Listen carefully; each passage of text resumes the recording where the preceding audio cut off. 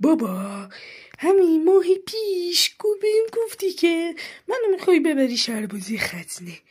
الان 3 ماه گذشته و هنوز من نبردی. کی میخوای ببری؟ راست میگه پسر. یه چند مدت بهت قول میدم نبردمت، ولی یه خبر خوب دارم. بخشی زدیشو، ولی امروز میریم. جدی کی میریم؟ ساعت 3 نوبتمون میشه، میری به شهربازی ختنه. این دفعه بهت قول میدم.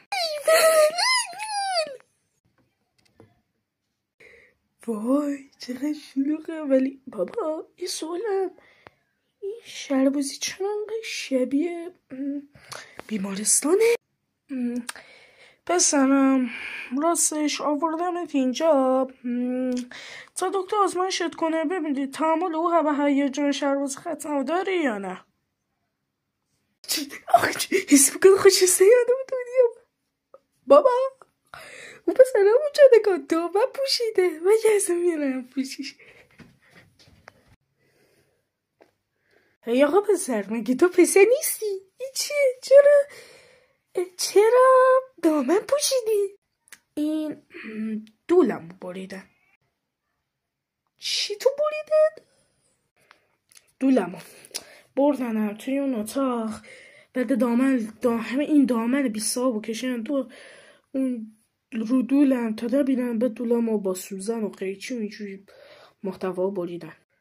باره بابا بچه باره بابا من آورده شهربازی ختنه و من آورده اینجا تا آزمایش بدم ببینم تحمل هیجان شدم یا نه. داداش آرامشتو حفظ کن، ولی ختنه همین دول بریدنه. اسکولت کردن. تو رو به ناموست بگو داری دروغ میگی. تو رو به ناموست دستم به دامنت به زادو در بیام. ناموست بگو داری دروغ میگی. نه دروغ نمیگم. آخه با دوله من چیکار؟ آخه دوله من چیکار دارید؟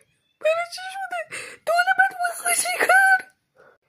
خب ببین همه پسرها باید توی سالیه انجام بدن، ولی بابا من و تو متاسفانه دیر ختممون کرده و الان باید انجام بدیم.